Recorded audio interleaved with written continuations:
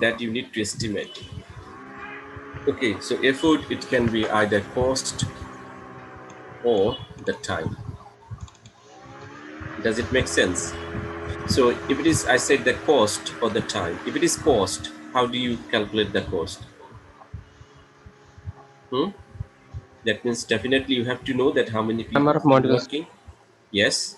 How many Then people uh, are behind it, how longer they are using. So using all these parameters, we can actually estimate the effort of a software. So to know to calculate the effort, we need some basic concepts. So we'll go through the basic concept. Okay, then we are trying to move into the main part of the effort estimation or calculation. Okay, so product metric, we know the meaning of the metric, right?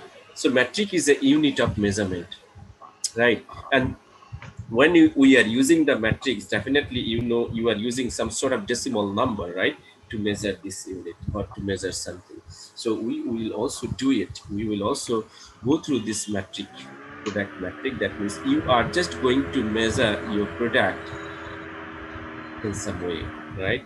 So using some sort of like numbers or some things, right? Definitely this decimal number as it is coming the as a metric, right? So before going to the measurement metric or other concept, you see they are giving a quick um, recap about the what quality. Though I'm not going to discuss a bit more about this slide, but as we took a jump from chapter 12 to here about the product metric. So chapter 12, we have already learned about the quality, that how design and qualities are interrelated. Even you can see the quality by calculating the metrics as well.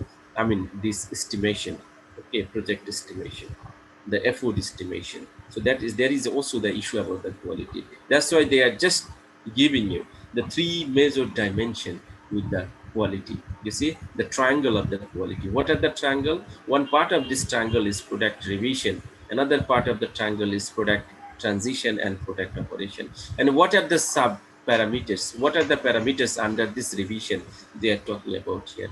What are the parameters under this transition they are talking about here? Parameters about the operations. So we will see all these parameters again when we are particularly going to learn about the quality of the software.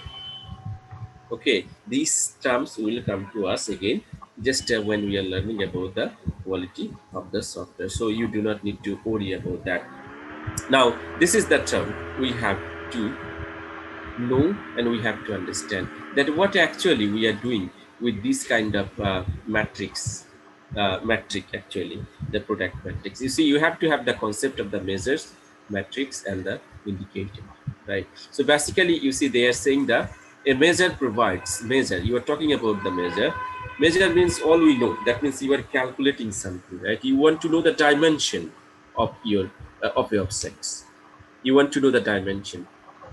You want to know the size of your system, right? That's why you want to measure it, right? Even we have seen some sort of things from the previous slide as well, the previous uh, lecture as well. So quantitative indication you are using. So measure provide a quantitative indication of extent, amount, dimension, capacity. How big is this? What about the amount? What about the extent? How long are you are going to make it? So all the things you are going to measure for your product, or a size of some attribute of product, or size of some attribute, whatever the attribute you want to know, you want to measure a particular information domain, as we discussed in the previous day, right? I gave you the reference that this lecture, in this lecture, we are going to see the attribute. Can you remember, guys?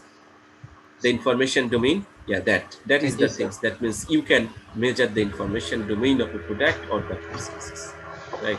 So measure basically will tell us when we are applying the measure, we would like to know the um, how much money we have to spend, how many people need to work to complete it, maybe in 1 month or 6 months or 12 months or whatever.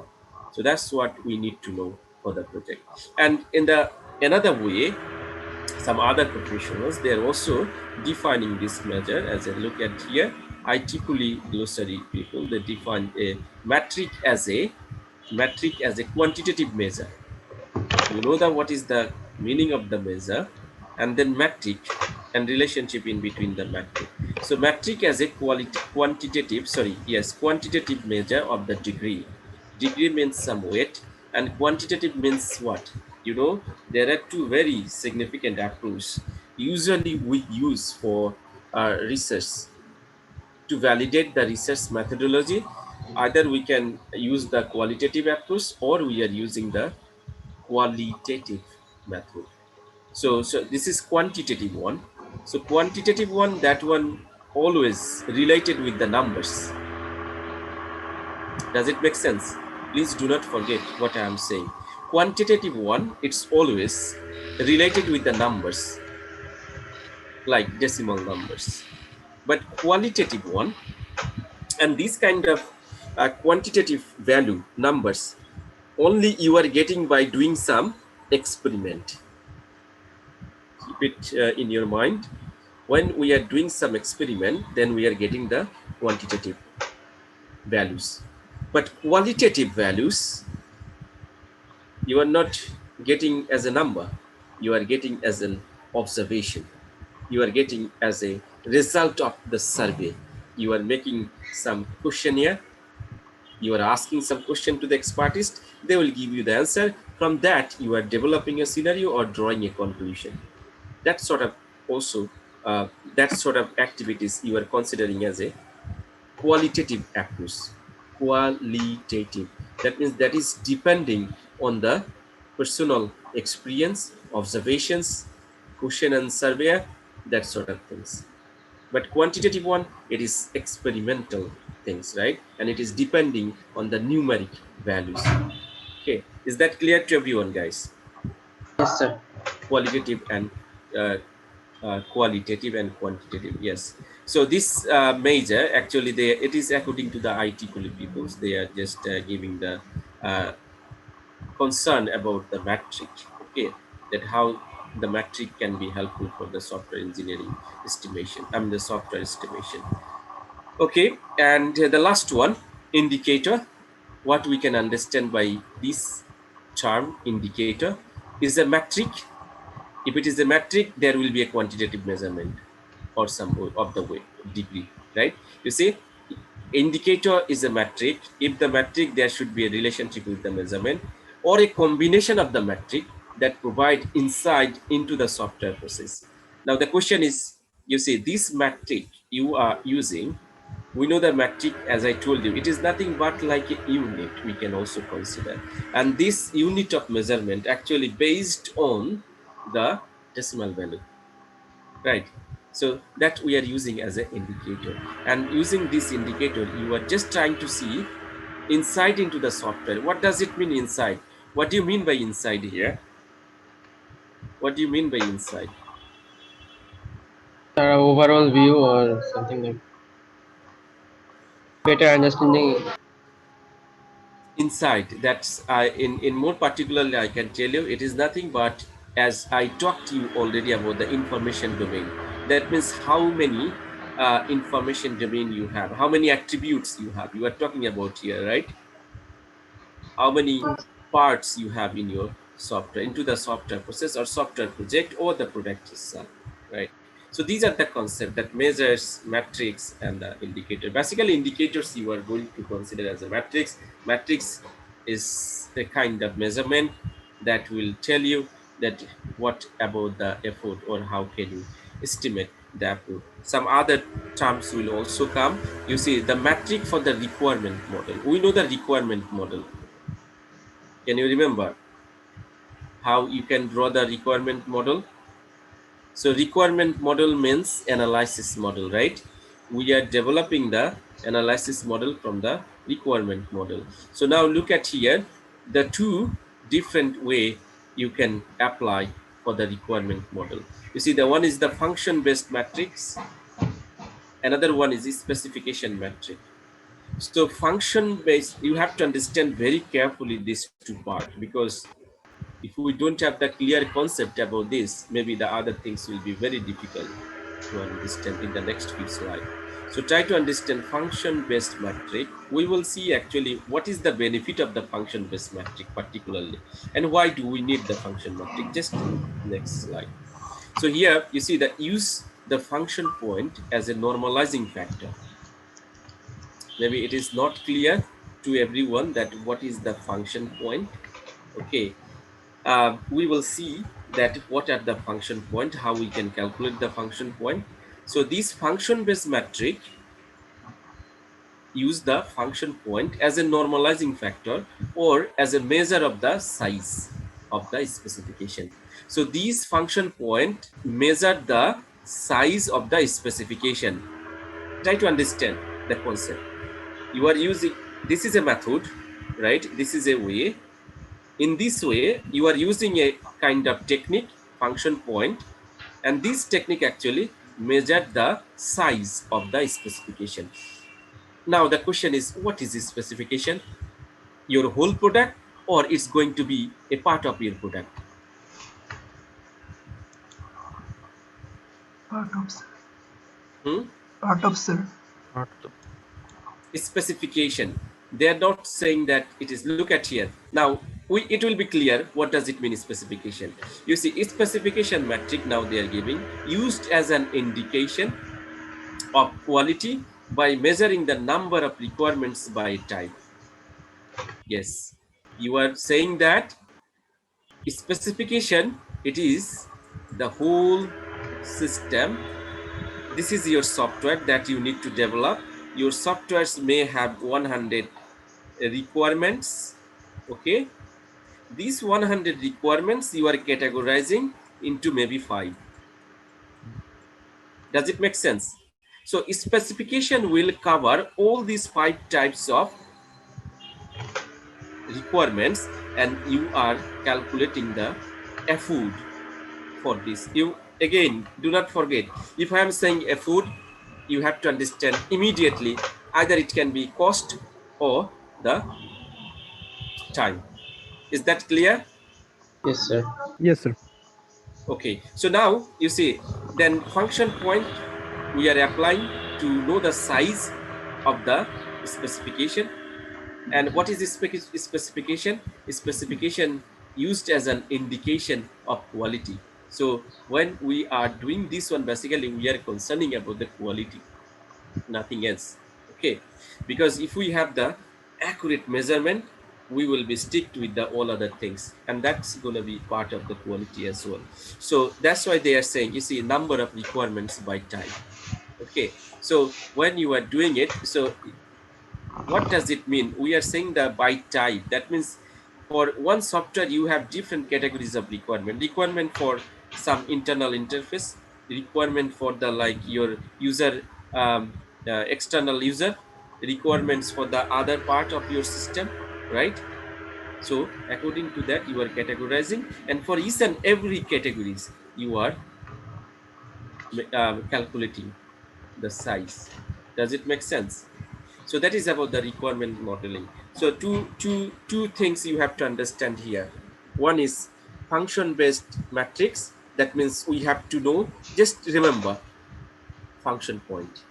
So function point we need to measure the size of the specification. Specification means what? It can be some types of requirements. Does it make sense? Say in your program, in your software, you have 100 requirements. 100 requirements may be categorized by 20 category or 5 category, and for each and every category you are considering as a specification. Ultimately we consider as a information domain. Does it make sense? We will Yes. see Yes, sir. that what are these things. It will be more clear when we are going to the next slide. Okay, just let me show you that one. Okay, here why do you need the function based matrix actually? You see, I already told you that we are eagerly uh, to see that want to see that what is about the cost, the labor we need to spend for developing this project successfully. We want to estimate this one, right? Look at here, first one. The first one, they are talking about the, you are estimating the cost or effort required to design, code, test of the software. So every part, you see, you can consider, or you can estimate the cost and effort. You see the cost definitely I should mention here time as well. Okay, you can also consider the time. You see the effort is coming. So for the designing, I mean for your software, they are also giving some additional information. You can also predict the number of errors that will be encountered during the testing. Maybe when you are doing this estimation, you may get some idea the number of error. You may predict about the number of errors, that what are the number of errors. Forecast the number of components. What are the components? You may also guess how many components or the number of projected source line, sources of line. That means you can also guess that what would be the, can you remember, LOC, line of code. Did I tell you something about the line of code in the Yes, previous sir. lecture? Yes, sir. It. That's the source line in the implemented system. So these are the basically the main reason for having the function based matrix. That means what is the heart of this function based matrix? Function point. Using the function point, but we should know how can we calculate this function point. That is the another challenge. These function based matrix use the function point, but we know, and function point, what function point is doing, measuring the size of the specification, right? Measuring the size of the Yes, sir. specification. But how measuring this, that we should know. What is inside this function point, that we should know, right? Because this is the uh, method of this one, I mean the function based matrix, using this kind of technique to calculate the size. Okay, that we will see. Look at here, function based matrix, they are giving you more detailed information. Especially look at the function point here. You know the function point matrix, first proposed by Albrecht, can be used effectively as a mean for measuring the functionality delivered by a system. So using this function point, they are just saying the same thing in different way, measuring the functionality that is delivered by a system. And function points are derived using an empirical relationship. You see, as I told you, function points are derived. You can explain the function point using an empirical relationship. What does it mean? Experimental relationship. You can conduct some experiment in order to give some conclusion, in order to explain the function point. Okay, based on the countable measure of the software information domain, based on the countable measures of software information domain. That means how many specifications you have, how many group of requirements you have, and each and every group you are considering as a information domain, and assessment of software complexity. Okay, now what are the information domain? You see, information domain values are defined in the following manner. So we have five information domain. Usually we are using this five information domain to calculate the function point. Okay, is that clear? So what are this information domain? Actually, the first one, you are considering the external input, external output, external inquiries. You see, number of external inquiries. Then you have number of internal logical file, number of external interface file.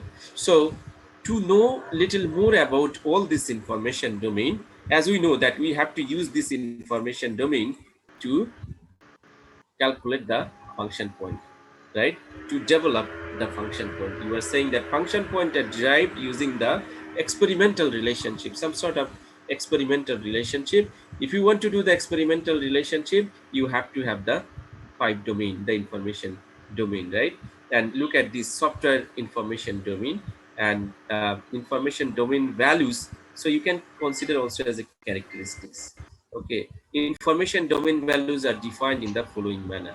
So these are the way you can just represent the information domain. So what actually that external input. We will see the example to understand all this, but I will share another things with you to have a better understanding. We are going to see the description for this one. Okay, just let me get that one, and I will stop sharing this one. So where did I?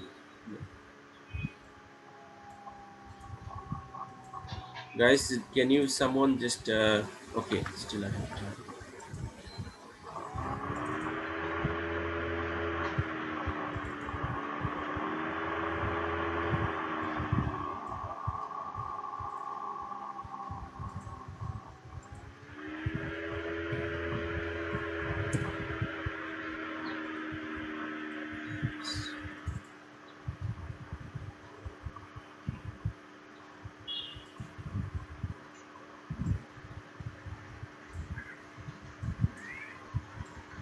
Just give me a second, guys.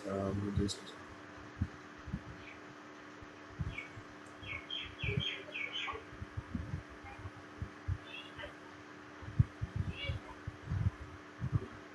yes, I found that one.